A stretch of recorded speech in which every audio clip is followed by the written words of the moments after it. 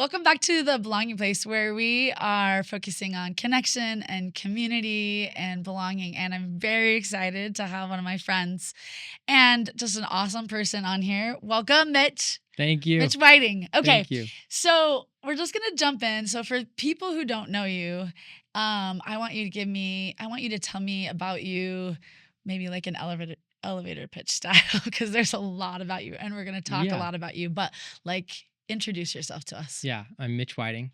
I'm really funny. You are funny. I love people.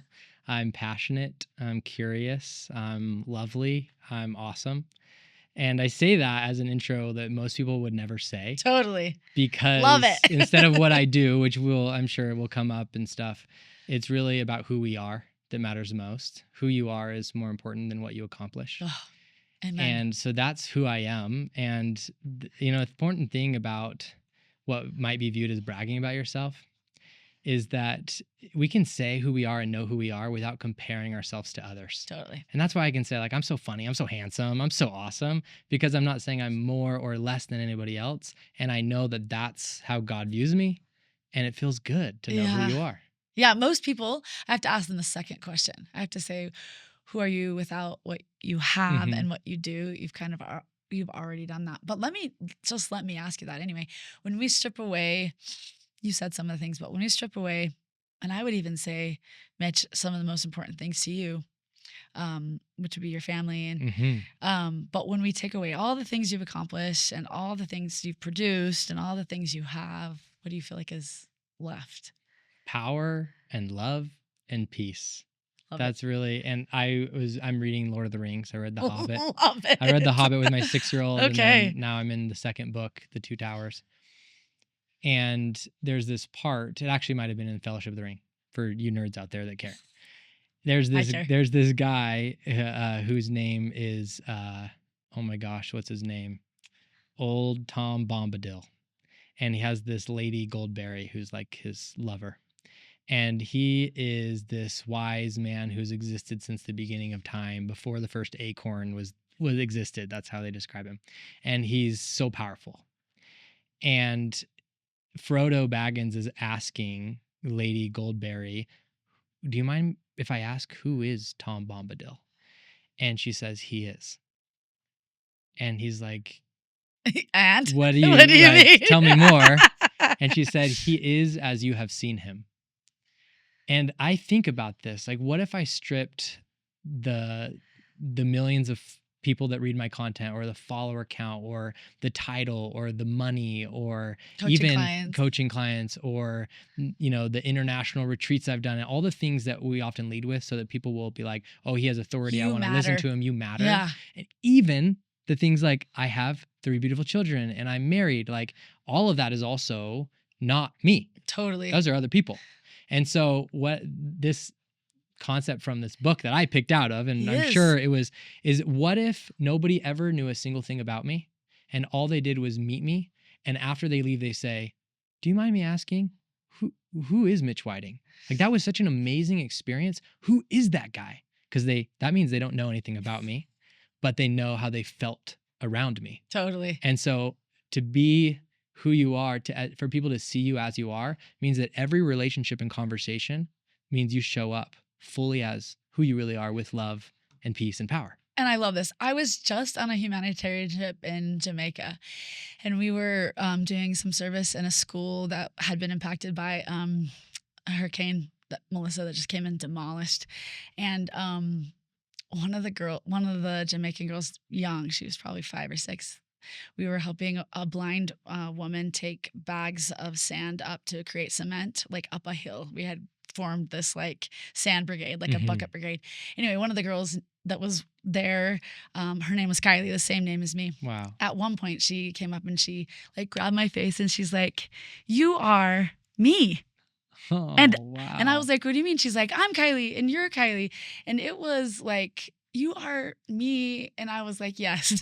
And we are one. We are one. Especially in this and moment. later she gave me a sticker on my face and she says, you are so shiny. And I think she meant sweaty, but I was like, yes, I am like shining love. We were so hot and it was so like arduous, the task. And she was bumping around and she was so happy. And I love this concept. This is a perfect segue to, I'm going to start right off deep in. You often talk about helping people become deeply present. Mm-hmm. Was there a specific moment when you realized you weren't actually present in your life, and sort of why is this a thing that I know you're passionate? Obviously, we share this as a therapist. This is like one of the main things I do, but talk to me about this. Yeah. I needed an intervention to realize I wasn't present, Okay. which was not the traditional intervention, but I was at a doctor's office and the nurse asked me a question just to get to know me as a new patient. And she said, on a scale of 1 to 10, how stressed are you? And I thought about it and I said, probably like a 2 out of 10. And here's the intervention part. My wife jumps in, Tatum, and she says, are you kidding me? You're like a 9. And so here I am thinking like I'm present because I love my wife, I love my child, I love my job, and I'm Mr. Positive. Yeah. And by the way, everything that I'm doing is for my family, and yet I'm missing out on my family and my life because I'm not present, because I'm living a 9 out of 10 stress life. So that's where can we break it down even more for people? When you say present, some people are just like, I'm there. And what are we talking about? Yeah. So being present is really being who you really are. And that can look a lot of different ways, but the way it feels is powerful. The way it feels is peaceful. It's not stressed. It's not anxious. It's not overwhelmed. It's not the version of you that wants to escape, that wants to be distracted, that wants to withdraw. I would say also produce. And produce. There's so many people that that is a form of escape. Produce. That's a form of escape. Yeah. Working and workaholism is like escaping the suffering that we experience in our life, the stress, by just distracting in the thing we're doing. So it's really an escape. We either act or we distract. And sometimes it looks like we're acting when we're really distracting. Yeah. Talk to me about that interaction with Tatum. Like sometimes people can see things in us, especially those close to us who love us, that we cannot see in ourselves. Can you talk to me about that concept? Yeah, I think that Tatum married me because she knew who I was. And during the honeymoon phase of dating and the excitement, you only see who that person is because they are in a powerful state. They aren't stressed. They're just like in love, right? And you forget all your stresses. Yeah. But that's not how things will continue when you come out of that phase. Love doesn't, well, I should say dating. Love does heal you. Dating doesn't heal you, right? Yes. And so it doesn't mean just because we put our best foot forward for a few months or a few years that now we're healed and we don't need to actually address the things that are still there that will inevitably create suffering if they're still there. And so your question was, what did she see in me that I didn't yet see? Yeah. Is I think she saw who I really was. And the reason why this matters to me so much is because what I do is I help my clients get 50 hours a week back from spending in a suffering state each week so that they can live consistently in a powerful state. And what's cool about this is that when we're in a suffering state and we're experiencing stress and overwhelm and anxiety and comparison and self-doubt and all these things, then we're not who we really are in those moments. You are who you really are when you're in a powerful state. Totally. Everybody listening to this was once a newborn baby, whether they deny it or not. And what that means is they once had everything that I help people to learn already mastered. What we really want is to be peaceful. We want to be confident. We want to be creative. We want to be resourceful. We want to be forgiving. We want to be filled with love, seen, heard, loved. We want to, in other words, we want to be at peace. Children, babies, don't learn how to have peace. They are naturally at peace because it's who they are. We actually learn how to suffer. And so the work is to let go of our suffering so that we can return to who we really are.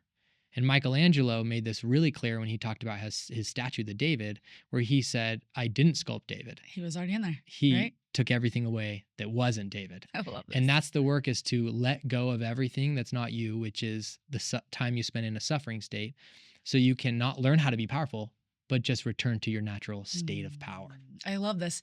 And this goes, one of the principles that you talk about a lot and that you love, that I want you to kind of share a little bit here, is you talk about abundance being maybe even higher than gratitude, or this dichotomy of gratitude and abundance.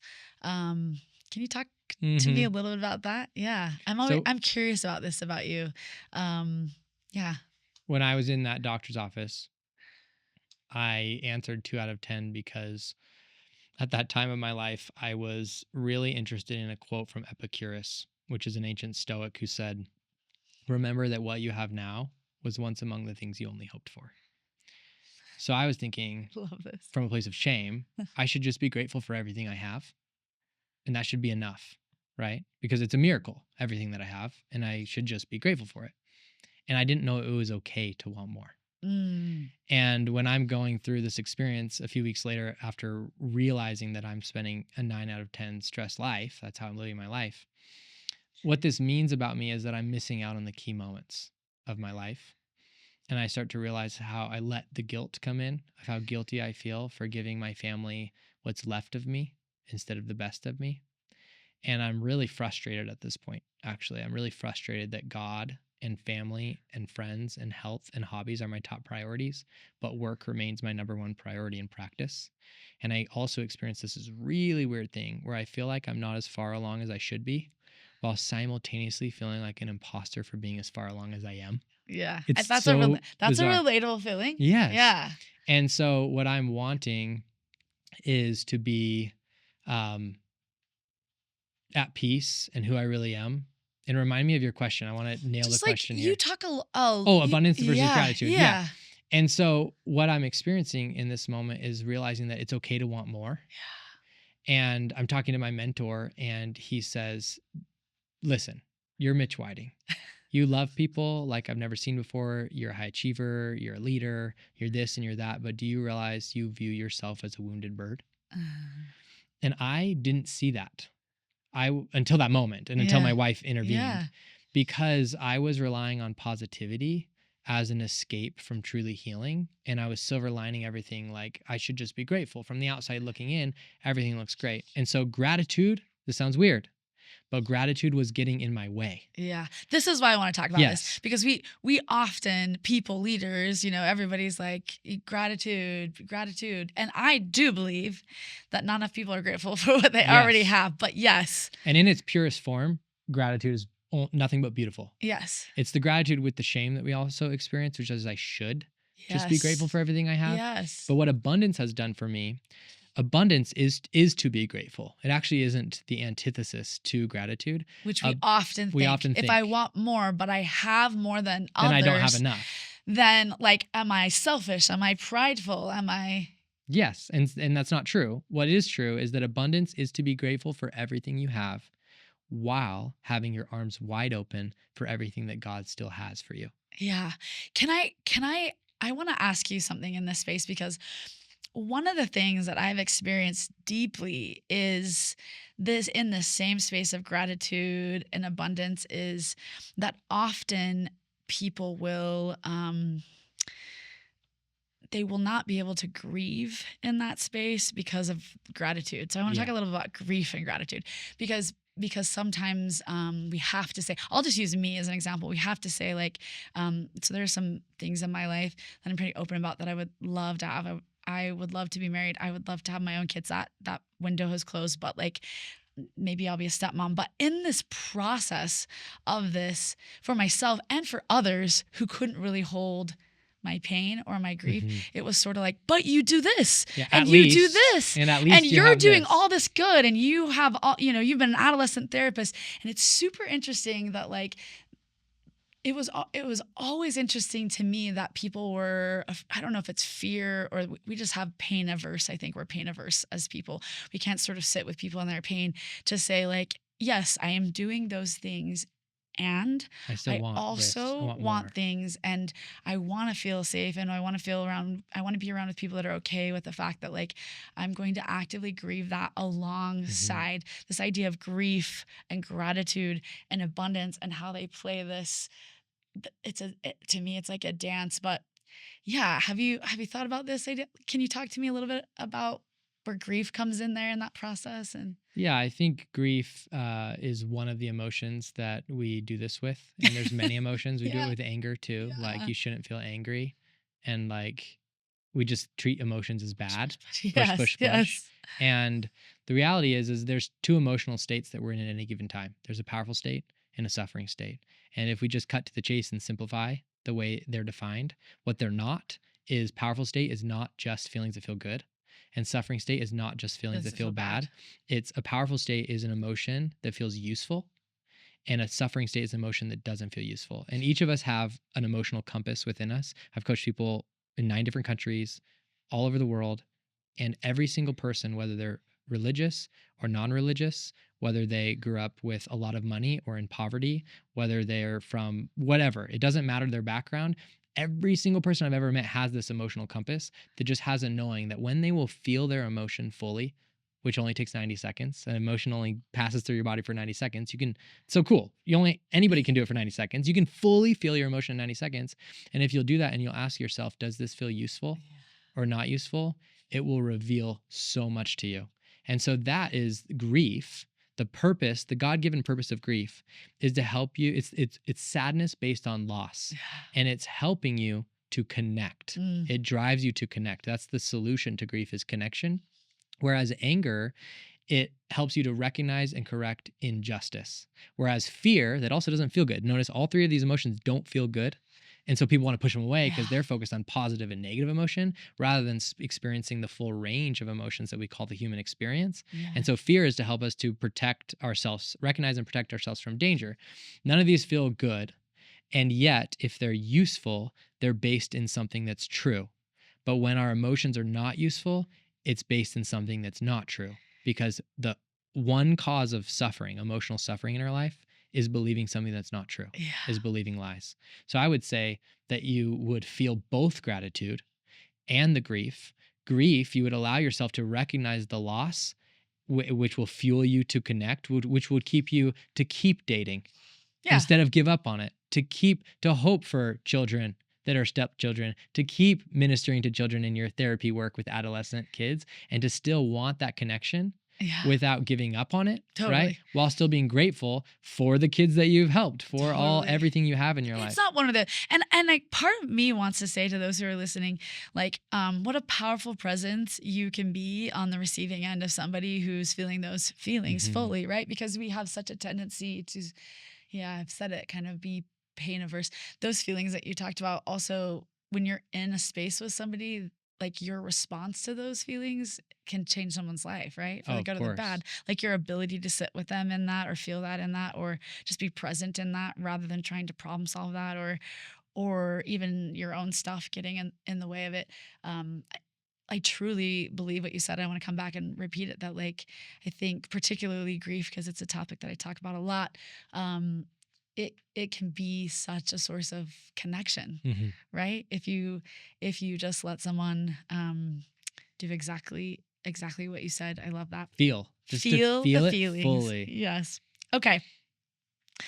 Um, before you built a successful career, before you were coaching, before you became a husband and a father, when did you first feel like you belonged? Hmm. Wow, that's interesting. When did I first feel? The answer is I was born belonging, Okay. and that's true for everybody. Because remember, the child is at peace and they don't know how to suffer. And when we I learn believe it. when we learn how to not belong, then we start to suffer. And so really the question is like, when's the first time I felt like I didn't belong? Yeah. Great. Because that's our natural state of being, is Yeah. to belong. So wow. When is the first time I felt like I didn't belong? I think it's just because I was so small. I Okay. was tiny, Tell me more about that. teeny tiny. Yeah. I was the lightweight wrestler. I was in 8th grade, 80 pounds. 9th grade, 100 pounds. No, 98. I know these because I'm a wrestler. And I graduated high school at 119 pounds, very small. And yeah, I'd be made fun of for my skinny elbows. It's like now I'm just the average grown man. And like I was always an athlete, but I was always trying to prove myself. And I think and I don't know if that's actually where it originated, but my whole life I tried to prove that I belonged. It was the main focus of my life, and by the way, I have the most loving family and I always did belong. Yeah. But suffering comes from believing things that are not true. Totally. And so I believed that I didn't. The story we tell ourselves. That's right. And so my whole life was trying to build a resume to be seen as a certain way. And everything I did, like I can think about becoming a state champion wrestler. It's like, this is going to look good someday. It was getting an Eagle Scout. This is going to look good someday. And you always hear people, if you get an Eagle Scout, it always comes up in an interview and you'll be successful. It's like, and that's part of the narrative too, right? Yeah. And I even climbed Mount Kilimanjaro, which was one of the highlights of my life and an amazing experience. But the reason why I made the initial decision to do it was because it would look good on a resume. At the time, did you think this? Yes, totally. You were doing I was it, literally and you're from thinking, a young age trying to build a resume so okay. I could one day be successful. Okay. Isn't that interesting? That does change the way you interact with the things. Yeah, of course. Yeah, that is. So I found that there's 3 forms of self. There's real self, there's strategic self, and then there's primal self. Primal self is the version of us that does things that hurt us and hurt others, right? And strategic self is we do good things, but we suffer. We don't realize it, but it's the mask, right? Yeah. So that we can be promoted, so that we can be liked. But or the we reality, stay. I would sometimes say the golden handcuffs or the silver handcuffs. We stay in places longer than we should in our suffering because of whatever. And we pretend we're right. happy there. Or the things that we have, we can't let go of, we think, because how they're people good will see enough, us. Or, yes. Yeah. And so the real self is the only place where we live in power to be your authentic. So what I say is that success is getting what you want, but fulfillment is becoming who you are. Okay, so if I were to just strip it down, Mitch, like the person you are today, the person that I met at our meet cute, which maybe we'll go back and talk about that, but is not the person you're talking about back then. So talk to me about, I mean, you are the same person. I'm not trying to say you're not, but your mindset, your belief system, I'm guessing you're not doing things today for a resume. No. Yeah. Not at all. So can you talk to me? I don't have a resume. I've lost it. It's in the delete files of my computer. Can you talk to me and maybe really break it down bite size? Is there a specific pivotal moment? Is it a bunch of moments where this shift occurs? And are there, you talked briefly just a minute ago about having a mentor. Are there things that you reached out of yourself, because we don't know what we don't know, that helped you to get there? People, we briefly talked about Tatum. I know this is a big question, but like, how did you get where you are now from where you were then? Maybe what are some of the things that really the pivotal moments? Yeah, the pivotal moment that changed my life was the nurse's question, even though she didn't end up being my mentor, because it changed my metric. Before this, my metric was success, achievements, so that people would see me as successful so that I could go be more successful. So they'd pay me more, so they'd hire me, so all these things. And then the success metric, then the question now is not how much have you achieved, but how little are you suffering? Okay. That's my measure of success. To get from the 9 to the 2, the actual 2 that you said, which was the lie, which was the 9, right? And another way of asking that question is how little are you suffering is how much time are you being who you really are? Yeah. Because I found when we're in a suffering state, we're not who we really are. And this is coming from someone who used to hate himself as a kid. My mom reminded me that I used to say in my tears, I hate myself, Mom. And it devastates me to hear that, to remember that. It's like I just cried thinking about that as an adult because I didn't know who I was. I thought I was the person that was in a suffering state, and I thought I was my mistakes. But who you are is the person that you are when you're in a powerful state. Yeah. And one of my clients had the most amazing experiences with this. As we were working together, she had a vacation planned with her husband, and she's the mother of 6 kids, and she has an autoimmune disease, and she's exhausted. She deserves to sleep in on her first morning of vacation, is what I'm saying. Yeah. And instead of getting to sleep in, she was wide awake at 3:30 in the morning, which is pretty bummed. And she does the one thing that she thinks she can do, laying in the dark, not trying to wake up her husband, and it was to pray. So she says a prayer and she asks God, is there a reason why I'm awake right now? Are you wanting to tell me something? She waits. She doesn't hear anything. So she says, maybe I'll ask another question. And the question that came out of her mouth surprised her. It happened to also be the deepest philosophical question of all time that everyone's been trying to answer since the beginning of time. And it was, who am I? Yeah. She said, who am I to God? And in a rare and beautiful moment, God answered her. And this is what she heard. Think of your best moments. That's who you really are. Mm. And she started crying and pulled out her phone and wrote out all these things that I am stunning. I am shiny, right? Like you talked about in your story. I am beautiful. I'm passionate. I'm creative. I am forgiving. I am present. I am loving. I am creative. I am resourceful. I am all these things. And she also has the data to back it up. There's all the evidence because these were in her best moments. These are real life experiences that she had, her lived experience. And that's, I mean, it just validated everything that I learned from Michelangelo and everything that I learned to Jesus when he says to become like a little child. It really means that becoming is not a destination. When I've achieved enough and gotten better and better and better 1% every day, then I'll eventually reach my potential. Becoming is not a destination. Becoming is a return. A return to what? Who you really are. You will love this, but in my midlife, I've had some struggles, and I refuse to call it my midlife crisis. I'm calling it my midlife questions. Love it.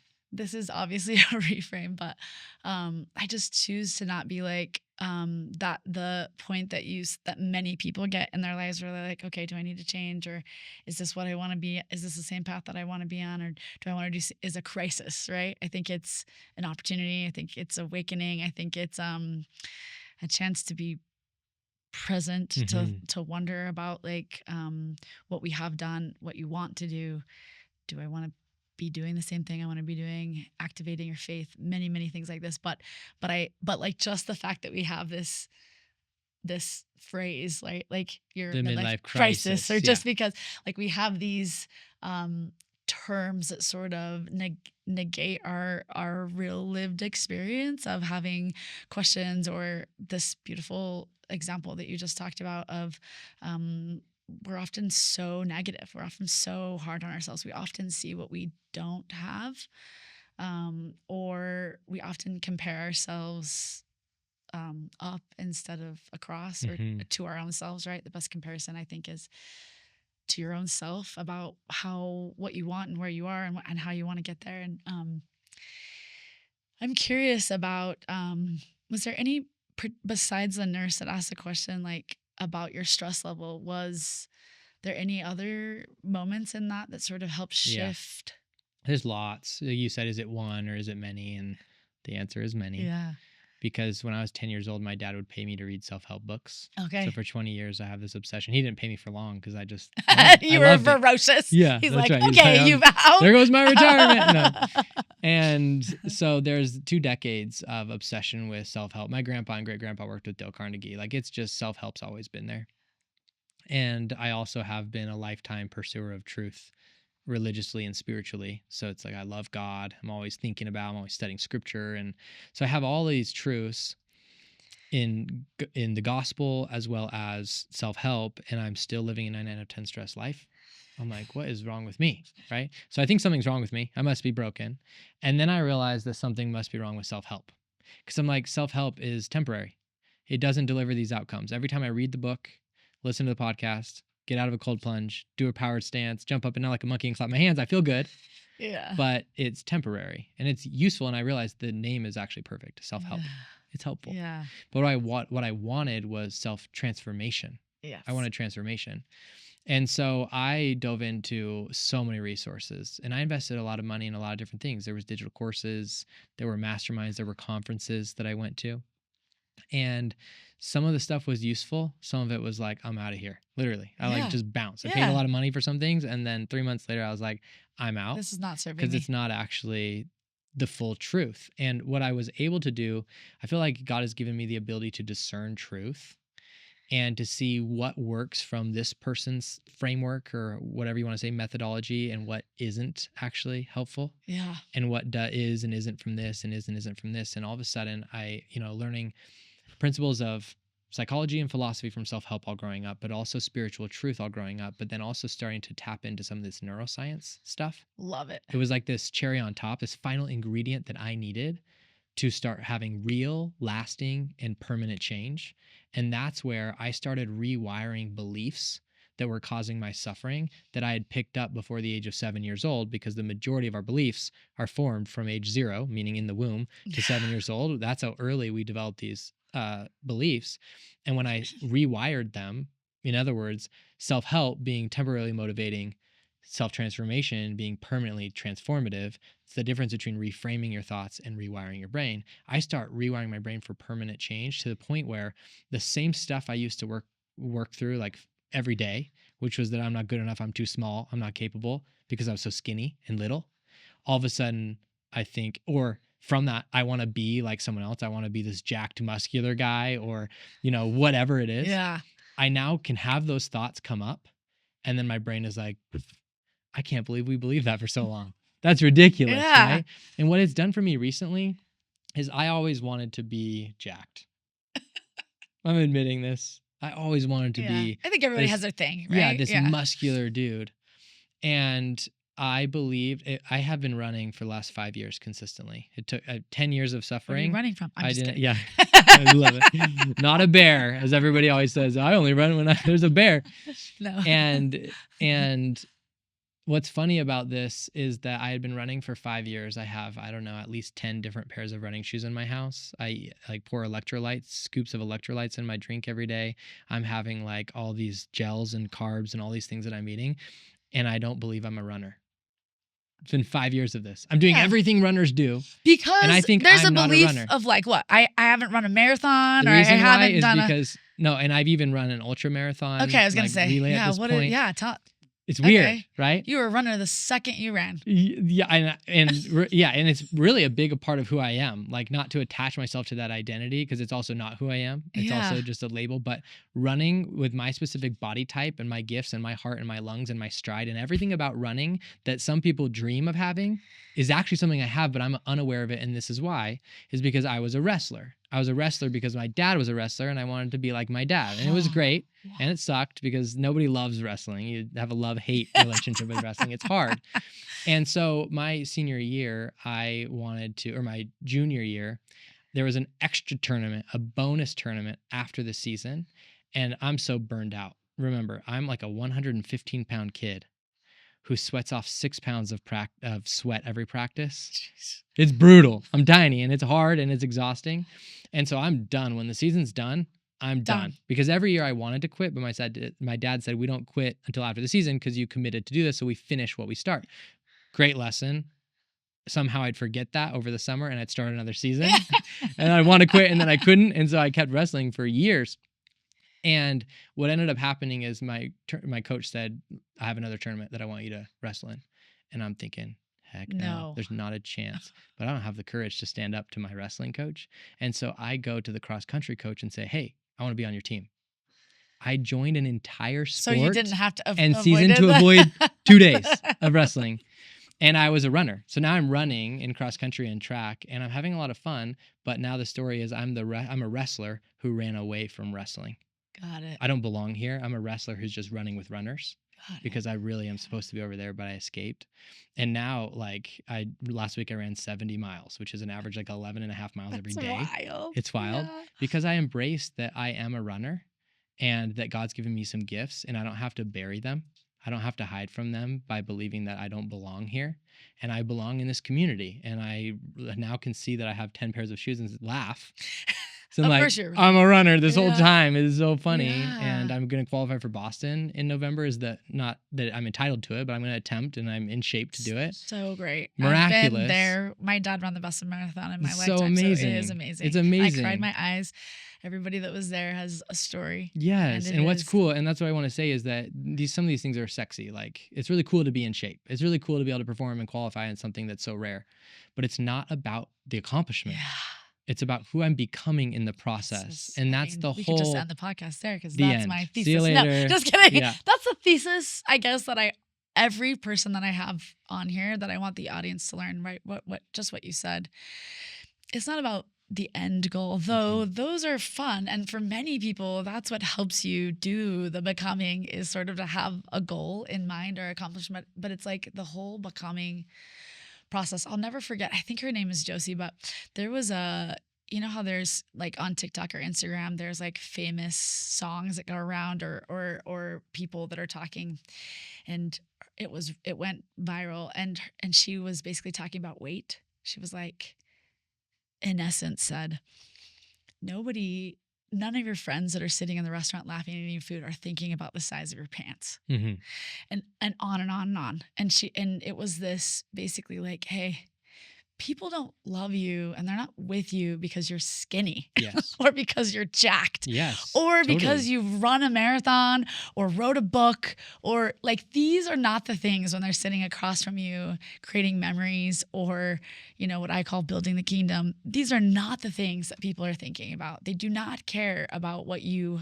are making and doing while they are great, right? They care about who you are when you're sitting across from them, and they care that they're safe enough to laugh their biggest laugh, and they care that like you're gonna show up when their heart is broken or their kid is sick, or that you're going to be aware of their heart when it's hurting, or that you're going to sit with them in the grief. And so much of our lives we spend thinking about the zit on our face, or how much we weigh, and if we just were skinnier, and if we just were more jacked. I know. And being, to me, fully present in your life isn't that we don't have those thoughts or those things and that we don't think about them, but it's to be able to potentially, and I don't know if I fully have thought this through, but it's not necessary to potentially put them on a shelf or put them aside, but it is to like live through that. In essence, for a lot of moms, it's to be in the picture, right? Instead of taking it, regardless of what size you are. Amen. It's to go out and buy the clothes at whatever size you are, because your closet is full of clothes when you get skinny. It's like, you're like, and I'm using weight because I just think that's really relatable to a lot of the audience. If we were going to be talking about, I think, a very hot topic right now, and a lot of my friends, men's mental health, there's like this certain idea of what a man is, right? Besides being jacked, which is typically around achievement and success. Masculinity. Yeah. What would you say? Well, I'm talking over here about feminine, but like, what would you say is the opposite or the present of that then? The opposite of the present of what a man is. What the world thinks. What the world thinks, that a man is. I mean, it's who you are. Yeah. So it's what? Yeah, I'm a man. Yeah. For sure.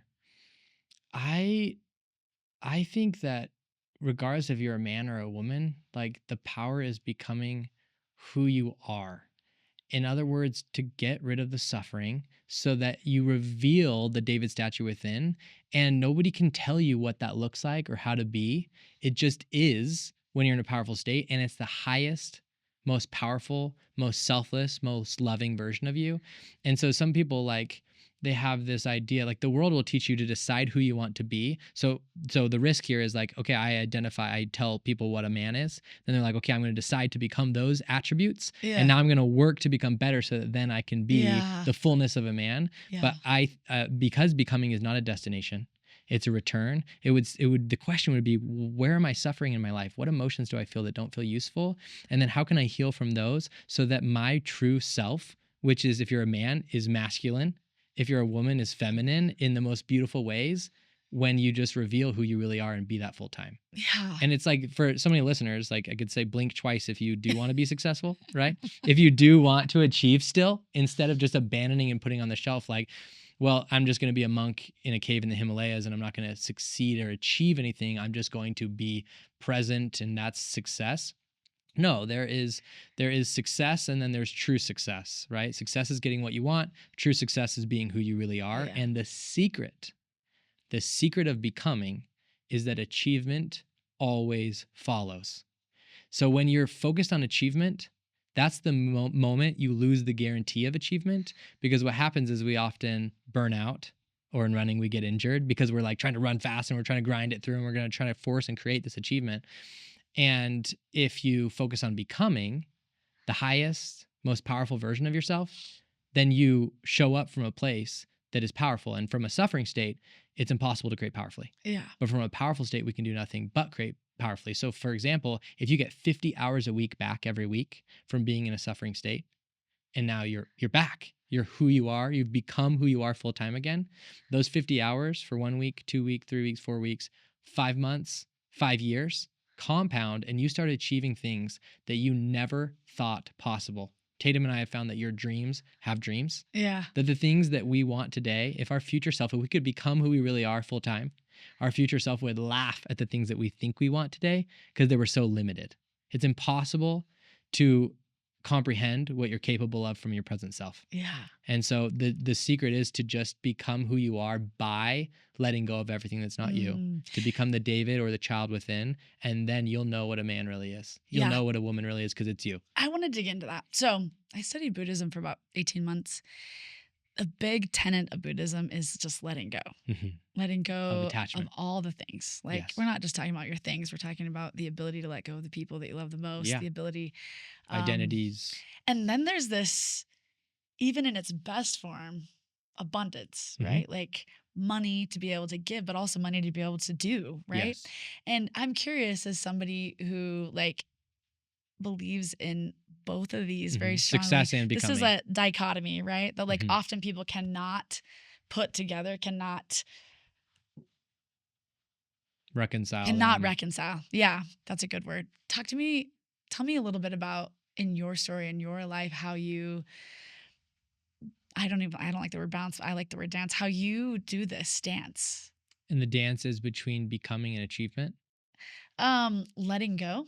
Letting go of all the attachments, but yet still wanting things. Yeah. So Buddhism would teach that all suffering comes from attachment. Because you're not sitting here being really present and like in other words, poor. You're very wealthy in all the things. Yeah, I'm not just saying in money, but yes. And I know you believe in the letting go of the attachments and things. So what is this about? Yeah, because Buddhism would teach that all suffering comes from attachment, and attachment is desire, which is a clinging or a resistance. I found before I ever learned anything from Buddha, I found that there's 3 ways to experience our emotions. There's allowance, there's resistance, and indulgence, which is the same exact thing he's saying, right? Allowance is this surrender or letting go, and then resistance is resistance, and desire or clinging is indulgence. And so letting go is so freeing because when we're attached to something, I've experienced this so much. I don't set goals.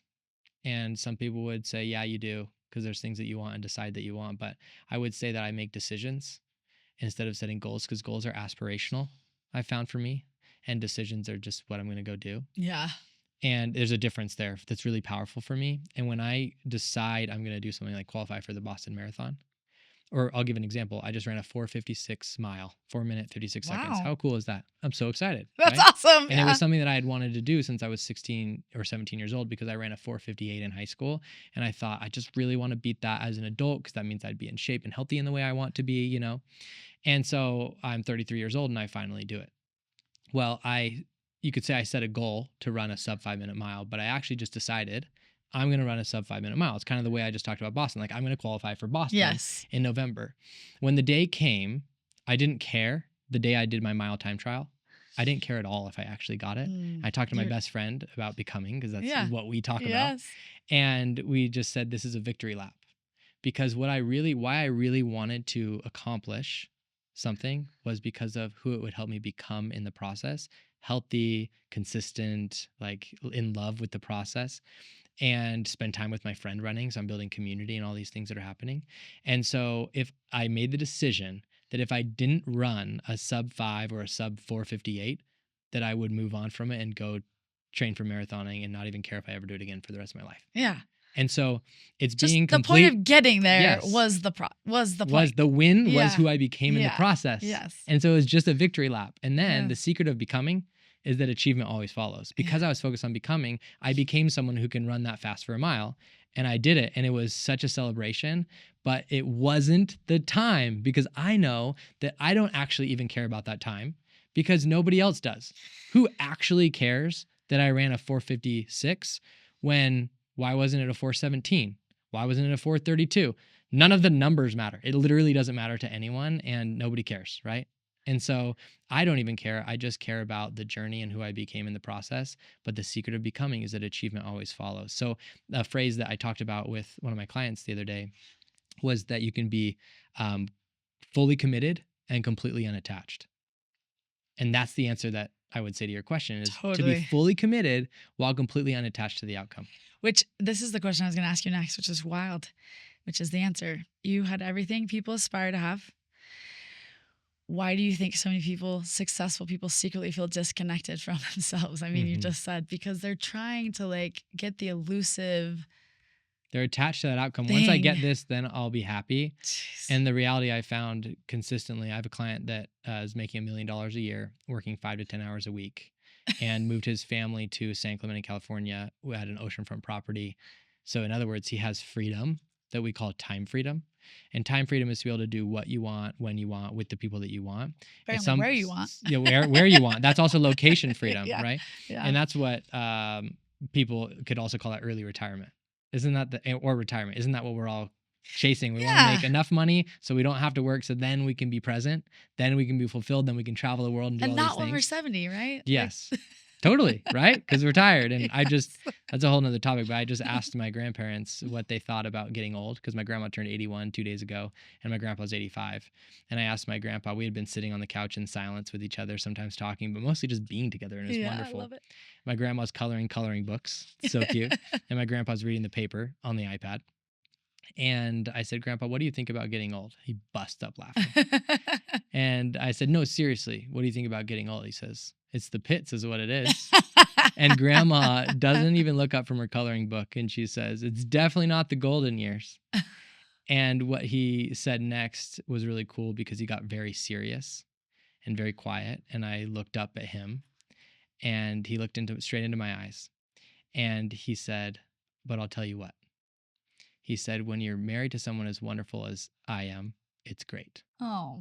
And he had tears in his eyes, and it was like the love was palpable, and it just filled the whole room, and I wanted to stay in that moment forever. I didn't ever want it to end.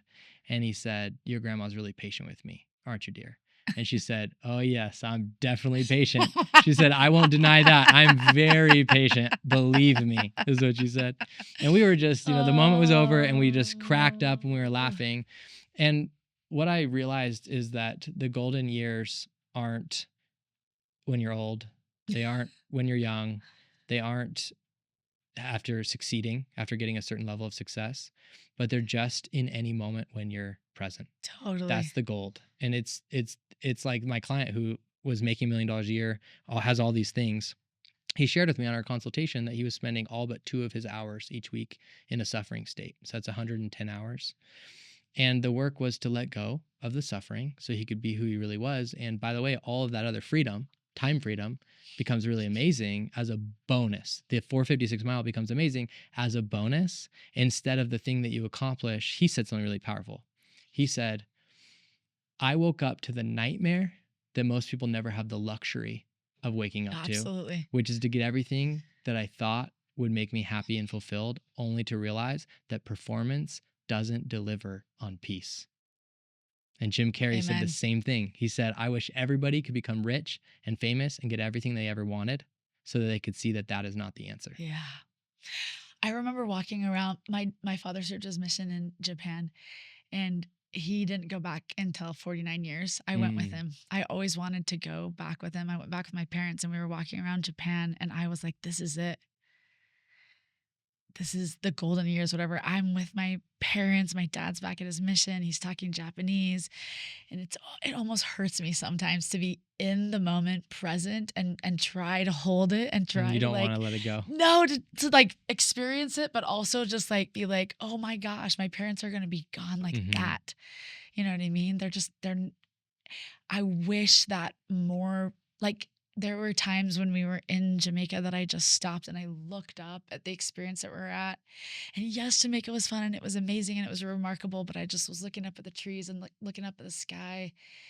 Man, I wish we did more of that, right? More present and That's it. presence Being deeply present. and just like more laughing. Mhm. Gosh, more like, yeah, this is why I did the podcast. How do we create these wells, I call them? How do we create these belonging spaces? How do we join them? How do we, ultimately, this is where I find joy and happiness is. I've met your lovely wife. I Mhm. love her. She is fun and beautiful. And boy, has she been through a lot A lot. in her short life. If Tatum were sitting here, what would she say about you, your becoming? We were at dinner with some friends and they were asking me about me and my story, and they asked me, how many hours per week am I now spending in a suffering state? And it's this full circle moment because the nurse asked me and she had the She real answered. answer.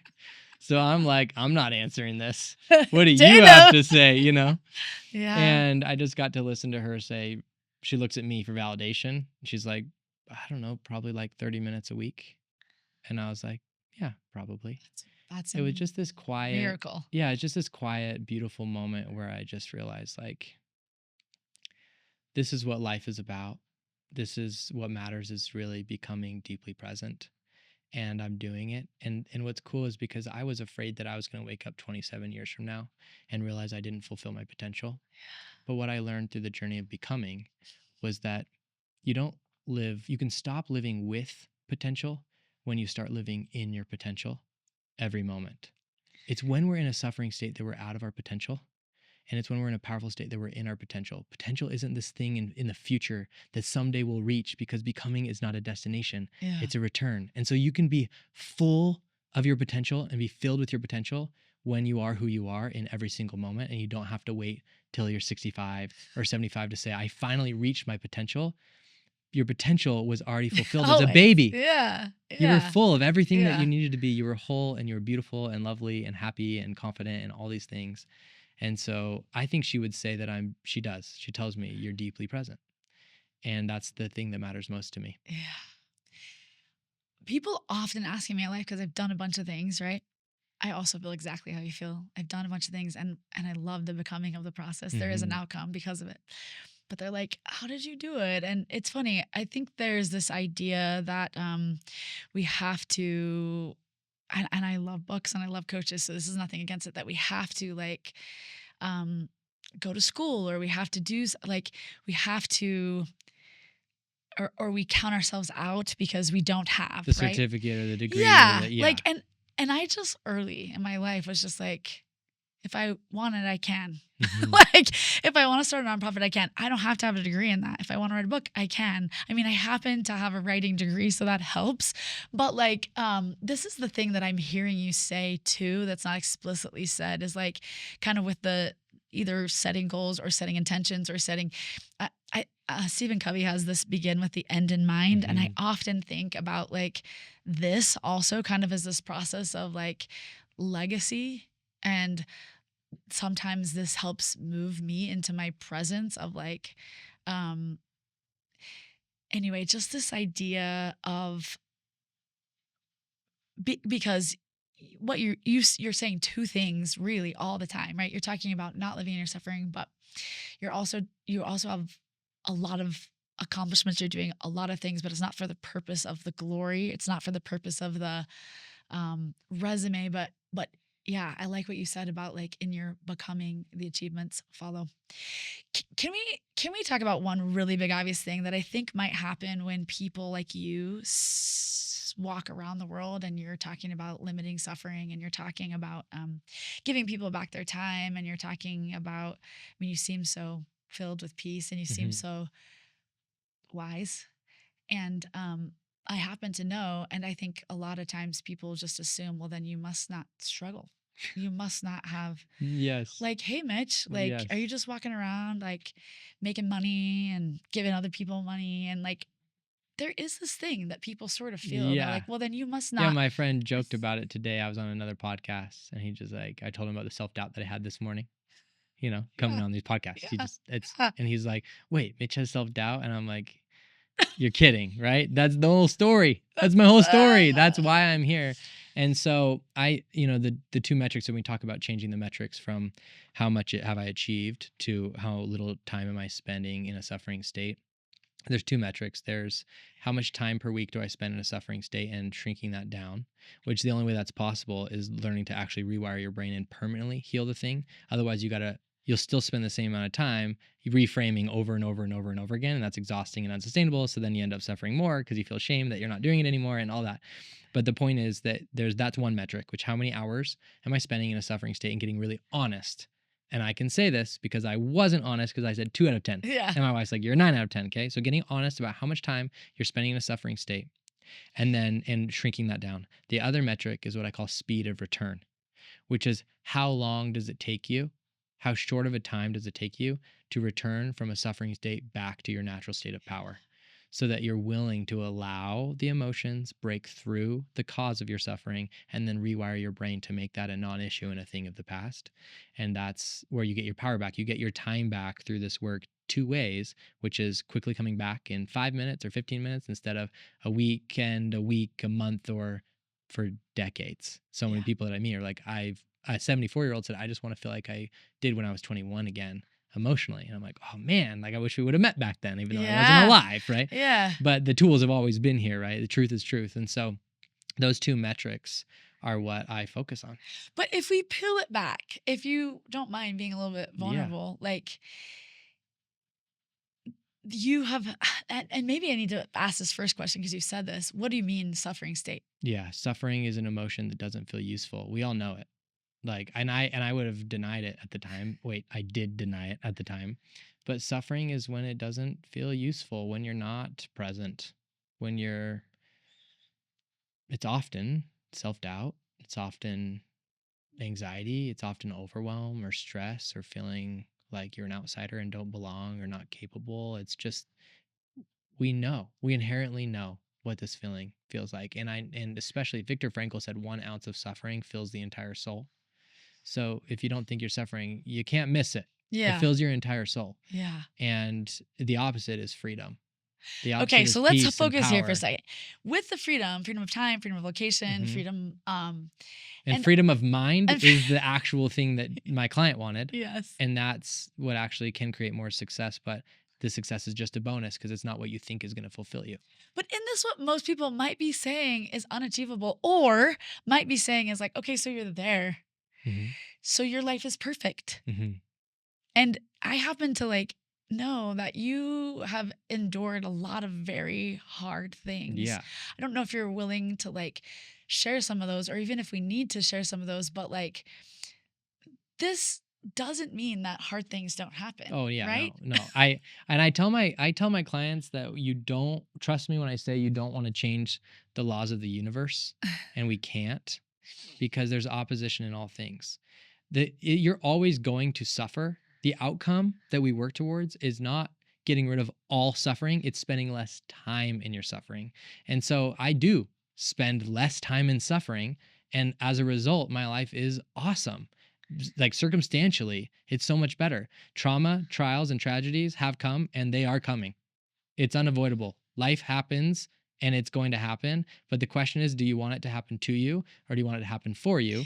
And the way that happens for us is by finding the meaning in it and becoming who we are through it. It's something that I teach, is that through the lens of becoming, if you will look through that lens, there are no such things as problems. Yeah. A friend of mine is about to lose her eye, to have to take it out through surgery. She's scared. Through the lens of becoming, she was able to see that it's not a problem, because that problem becomes an opportunity to become. How can this help me to become? By the way, the ultimate form of becoming is to help other people become. And that opens a whole new world of fulfillment and joy and happiness, which is like, wow, maybe I can relate to other people who struggle with really hard things. Yeah. Maybe I can relate to others who are impaired in other ways physically. maybe I can relate to everyone who's impaired emotionally, which Yeah. is all of us because of what It's I've okay gone through. though in that process to feel fear, feel sad, feel like Totally. change, In a way feel that feels useful to yeah. feel it. And there's some things that aren't useful, like my life is over. I'm not going to be capable. I'm not like those things don't matter. But fear of losing the eye and the pain that you might experience or the way someone might judge you is natural. We feel it. But then we find on the other side, we go through this process of becoming free from the meaning that we're assigning to it that's just not true. Yeah. There's a couple questions I ask all my guests. Well, this question I don't ask all my guests, but I'm very curious what your answer to this will be. I've been thinking about this. um, Mitch, what does it mean to you to be known? Hmm. I think to be seen as I am, which requires that I be who I am and am seen by myself because I can't choose whether or not someone sees me for who I am. I get judged. I've had so many mean things said about me online. It's just the nature of creating content. We all do experience this. And I don't care. I did it first and I had to let go of things to not care. But being known is about being me. And then whether other people see me for that, inevitably people are, because there's so much love and goodness in the world. People are going to see you for you really are. But if you don't learn to let go of suffering to be who you really are, then you're living in strategic self and you don't even give the chance for someone to see who you really are. So being known as being who you really are, Yeah. and then you give the chance for someone to see you. And if they don't, you don't need it because you're already fulfilled being who you really are. But if they do, holy crap, that connection feels so wonderful. Is there someone in particular or from your faith base that you do feel known? Yeah, it would be God. I just know that He knows me. And it's so comforting. I was in tears this week praying to Him and just feeling inadequate and even broken. And it's like so grateful that I felt that because one of the things that I was going to say earlier is, when we think like, does Mitch have problems or does he suffer? And what I tell my clients is one, we can't change the laws of the universe, but also trust me when I say you don't want to get rid of all of your suffering because suffering is the gift when you allow it. If I just say that suffering is a gift, punch me in the face. If I say that suffering is a gift when you allow it, it's this really deep truth. And it's true for three reasons. Because one, if you'll allow your suffering, sometimes it just simply passes. Yeah. Like a wave. Instead of fighting the wave, you just go underneath and you watch it go by just by observing it. And then boom, you're good. Other times, most of the time, it will reveal that you're believing something that's not true. Yeah. And when you heal that and find the truth and learn the tools to permanently be free from it, your life has changed forever because you don't have to deal with that specific suffering again. But then the third reason is because it's black velvet. Suffering is black velvet. Black velvet is ugly. Sorry, grandmas out there that wear it every day. I don't know. But it's actually not ugly on a grandma because the purpose of black velvet is to give contrast to the beautiful thing. So the grandma's beautiful wearing the black velvet. The diamond ring is beautiful with the black velvet as the background. And we want suffering to not disappear completely because then we lose joy. Well, you also talked about it earlier, which is the premise of why I'm sitting with my friends and people, is it's also connecting. I mean, I think the most connected I feel to people is, or the most empathy, I guess, I feel with people is often in their suffering. 100%. And it's not in their performance and it's not in their arrival, whatever that is, right? While I want to, I'm a big show up person, show up for people, buy the ticket, buy the album, pay for the haircut, whatever, show up for your friends. My most connected is when they are in, sometimes in conflict, sometimes in crisis, sometimes in, I think this is when people are also their most vulnerable because they have to drop everything else that they have, their facade that they've sort of been trying because all they can do is the energy in that place. This is, to me, like, and this is also the thing you can really give back in life, right? Is your learned experience. While it's different than other people's, this is what I think holds our pain has a lot of purpose and connection. Oh, I truly believe absolutely. that. Yeah. Yeah. And it's the most human part of life is our suffering. It's Yeah. what we all experience and connect with, and we all hide, like, pretend isn't happening. And I mean, I can't tell you how many consultations, it's like this person's I'm just good. like, I'm the only one. I'm the only one suffering. I I'm know. like, I get it As a because therapist, every single person that sits in front of me is like, "Am yes, I the only one?" And I almost want to laugh, not at them sometimes, but I'm like, "You're the 100,000th one." I've seen this Like morning. every single person that sits in my chair, and I work with Yes. teens, right? So, Yes. um, I joked at that through the years. I'm 20 years in as a therapist, and I have a bunch of SUDC friends, substance abuse friends too, that have said the same thing. There's like 4 things that everybody has in common. It doesn't matter what they're sitting with you or whatever, and I could say those things, but basically, like, the therapy or coaching or whatever is meant to help people normalize, like, Hmm. where they're suffering or where their whatever is. People will say, I have this problem, and they think they're at 100, and in the scale of life they're at 20. Hmm. And part of my job is to help them realize, you're at 20. If you want to be at 0, I understand, but you're not. Yeah. That it's Yeah. like, it's wild how individually we feel our suffering is when collectively we're really normal in And you that and I have that process. unique We perspective do. because that's Yes. what I'll ask them. I'll say, how many people know that you're suffering this deeply? And they'll say 0. I was like, okay. Or 1, right? And Yeah. their spouse maybe, or like their best 2, friend, right? 3. Maybe 2 or 3. Yeah. And I say, okay, so if that's true for you, do you think some other super successful person or some other person that you really like and admire also might be feeling that? And they're like, well, probably not. I'm like, well, how would you know? Because you are and they don't know. And we realize, like, holy crap, I'm hiding this. So is that. So are they. And we're just not alone but you and I have a unique perspective Totally. because everybody tells us what they're Totally. really feeling. And so we're like, duh, everybody's suffering. And so, yeah, everyone's suffering and we can all let go. I love that. Okay, I have a last question for you. Well, I have 2.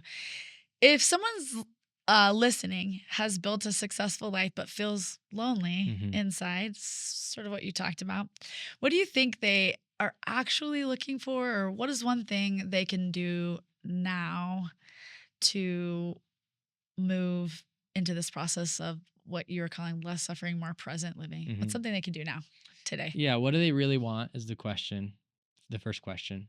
And it's what I call the thing we want most.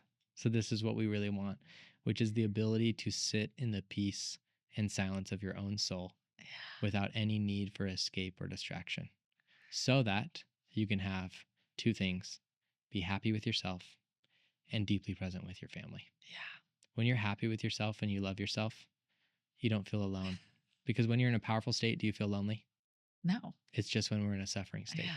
So the work that they can do then to answer the second question is to first calculate how many hours per week, and be honest with yourself, not like me. Be honest with yourself. On the scale Yeah, of on a 1 scale of 1 to to 10, 10. in other words, out of the 112 waking hours per week, how many hours am I spending in a suffering state? Mm. And then learn how to let go of the suffering so you can return to being who you really are Yeah. full time. On the other side of this table in therapy, we say you got to name it or you got to Mm. count it in order to then be able to address it. And that might be the hardest step, Which right? is awareness. Yeah. Yeah, it's the awareness that there's 3 phases that I take my clients through, which is awareness, breakthrough, and transformation. And all healing and all progress begins with awareness. Yeah. Okay. Last 2 questions. I have a legacy question. Imagine your grandchildren are listening to this conversation 50 years from now. What's the one thing you hope they know about the kind of man that you are? Mm.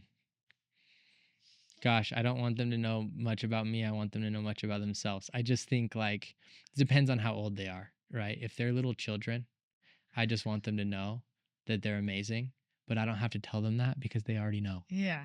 You want that. You want Yeah. them to have that belief system, is what you're No, saying. they come with it.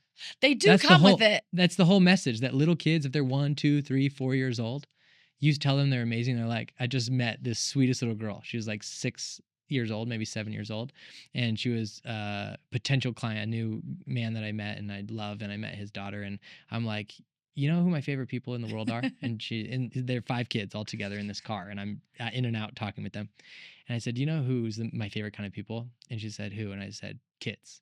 And they're all like so happy. And I said, because you guys are just amazing. And she goes, yes, I know, I'm amazing, right? And if I ask my kids, like, are you awesome? They're like, yeah. And they're like, let me show you my muscles, right? And like, they just feel awesome and know that they're awesome. And so it would be the same message that I'd share with everyone, which is that you are amazing.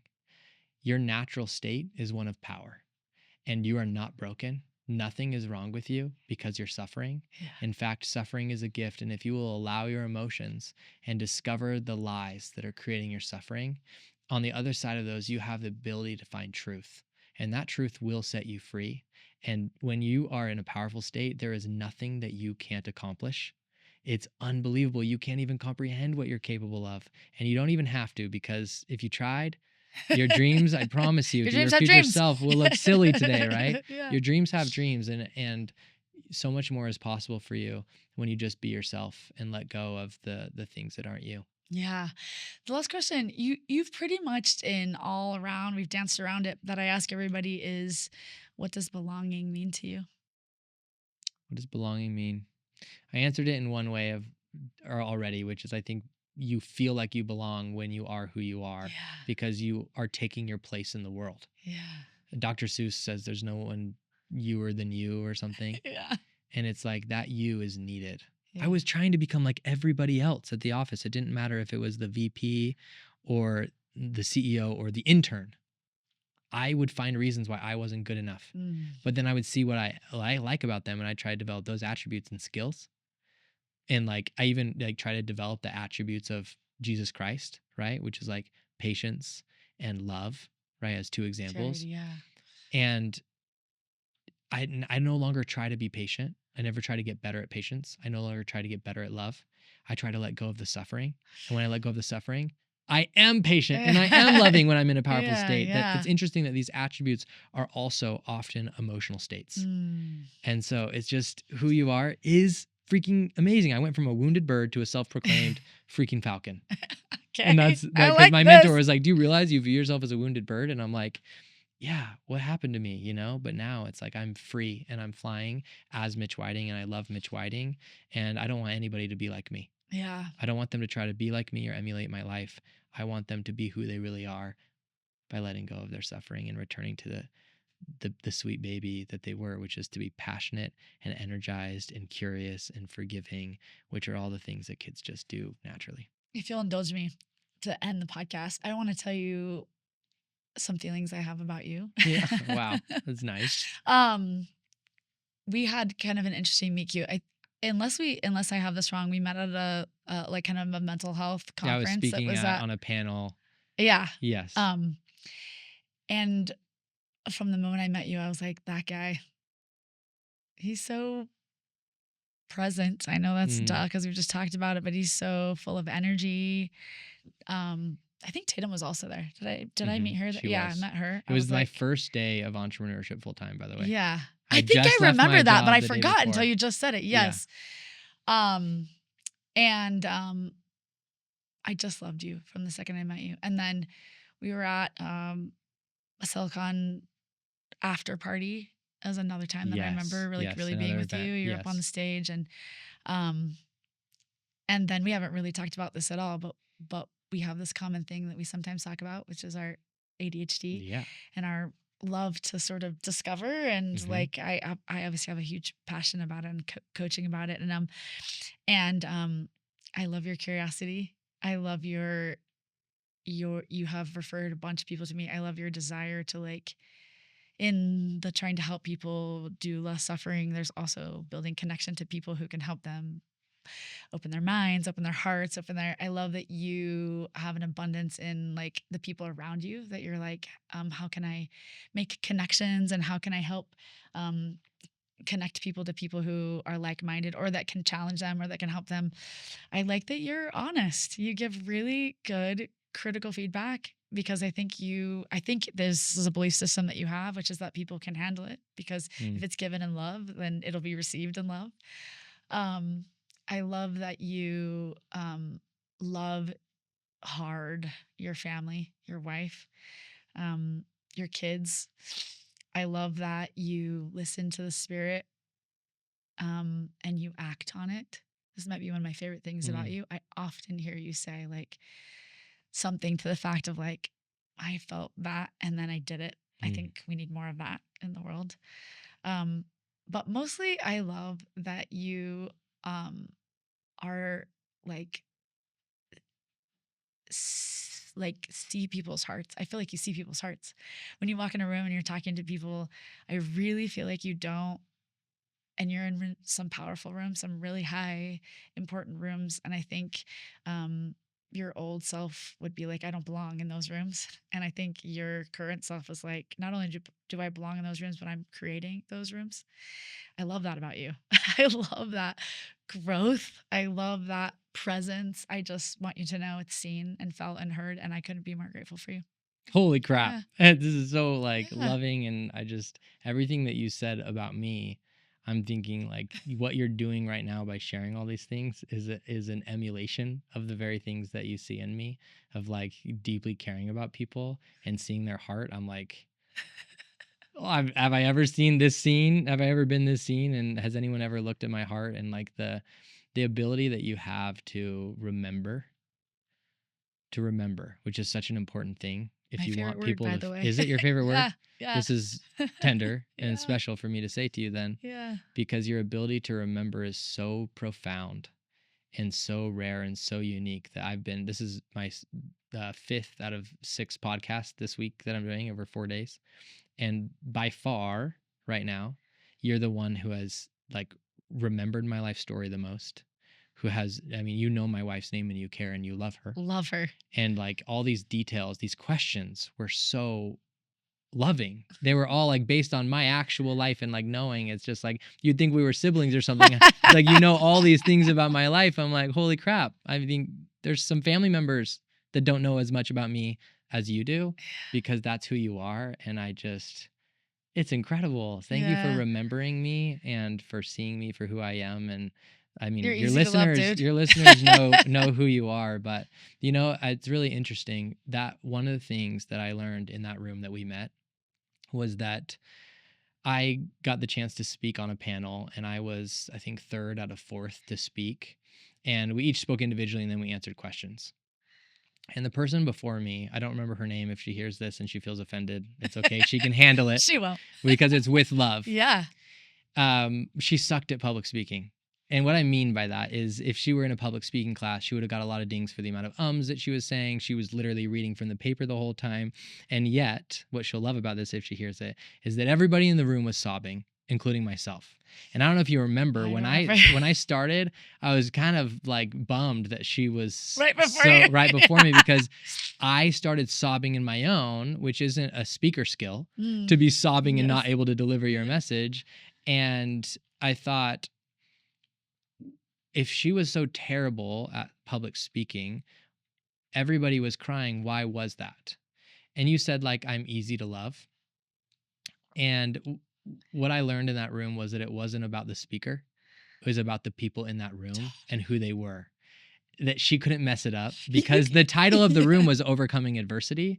And so that means everybody was vulnerable enough and willing enough to say, I am in this room because I have adversity, and I am open and even begging for answers.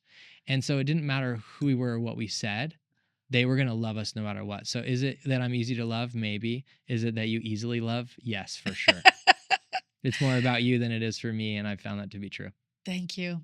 I don't want people to miss where they can find you. Yes. Where can they find you? Where can they find your coaching, your website? Yes. Will you tell us? Yeah, you can go to LinkedIn if you want to follow daily content where I write my profile, Mitch Whiting. You can go to mitchwhiting.com if you want a free gift, which is a free assessment. And that assessment is called the Passion, Purpose, and Progress Assessment. And what it does is brings incredible clarity for you of where you are right now. It helps you, has a calculator for you to actually calculate how many hours you're spending in a suffering state. And if it really resonates with you, the nature of the assessment is designed to give you access to my calendar. And I'm happy with any of your followers to spend an hour for free with them. Oh, thank you. Wow, thank you. Yeah, through this assessment to go deep on where they are and where they want to be and what it would take to get there. And if we both feel like it's a good fit, of course, we can talk about what it looks like to work together. Yeah. But yeah, I hope they take advantage of that. We're filming this in Utah. You come here and speak sometimes, so you'll announce that, I imagine, and you do some pop-up master classes. Yep. And there's on a LinkedIn, bunch of I'll ways. announce when I'm doing things. I always announce them. You know this about me. I do. Last week, like the week before. And people, it's amazing. I had this gentleman that with 4 days notice heard about my event and flew out from Texas to be here. Those people amaze me. Yes. But yeah, the maladaptive practice of procrastination. But Yeah. my friend Richie says that there's no one more productive than a procrastinator with an impending deadline. That's true. I love Richie. Well, Mitch, thanks so much for being on here, and make sure you check out where Mitch is, and thank you. Thank you so much.